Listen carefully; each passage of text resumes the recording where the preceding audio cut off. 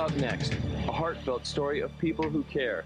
A Virginia Fire Department and a Coast Guard crew shine a few moments of happiness into the life of a 7-year-old boy suffering from cancer. Stay with us.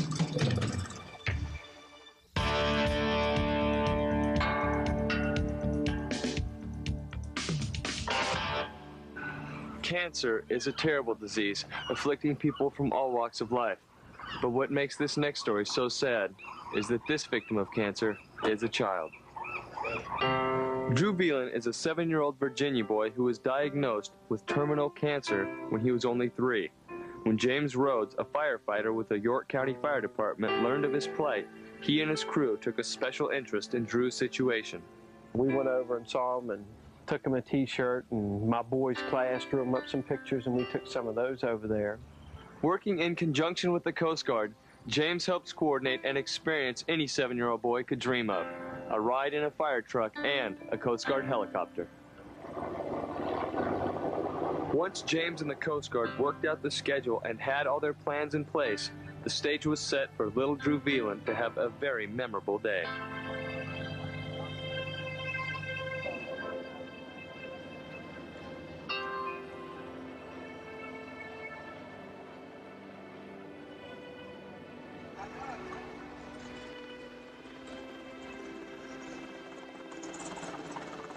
He was real apprehensive about it because we circled around a couple times trying to find the spot.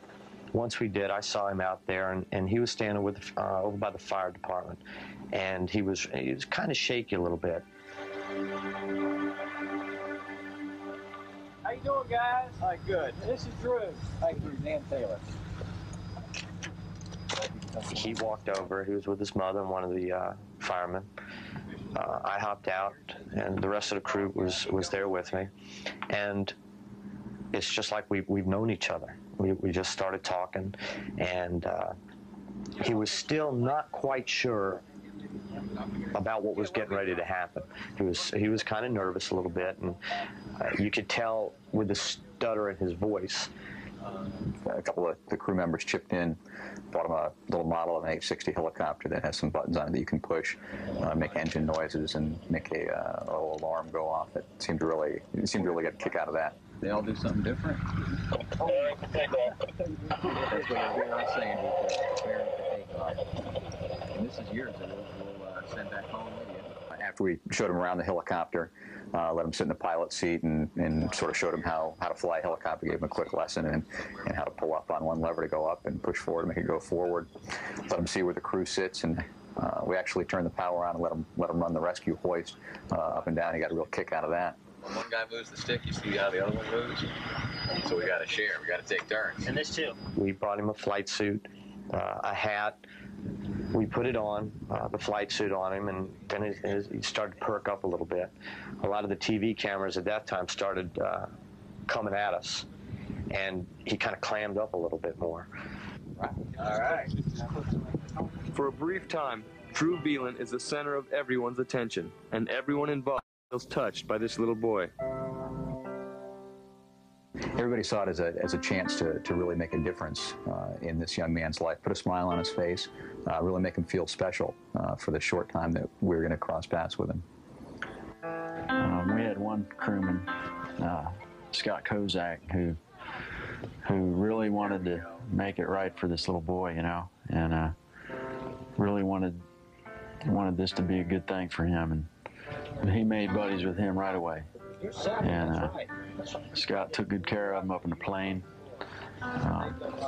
Got him excited to do this, you know, because initially he was a little scared.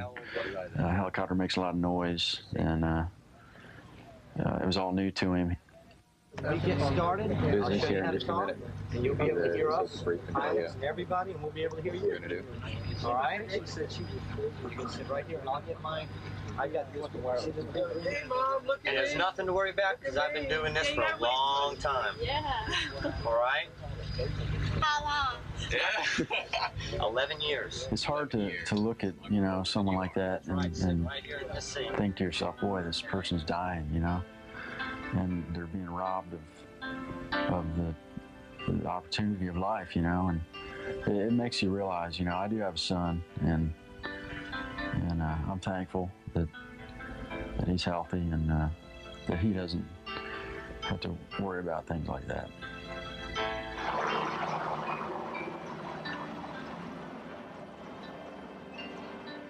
Scott was talking his ear off. Look, there's your mom, you know, hey, wave everybody. And he was just trying to absorb it all. Give us a thumbs up, all right. I like this kind of helicopter. I think it was in high competition with the fire truck there. He's had a big smile on his face when he got off the fire truck. And he was pretty psyched up when he stepped off the helicopter.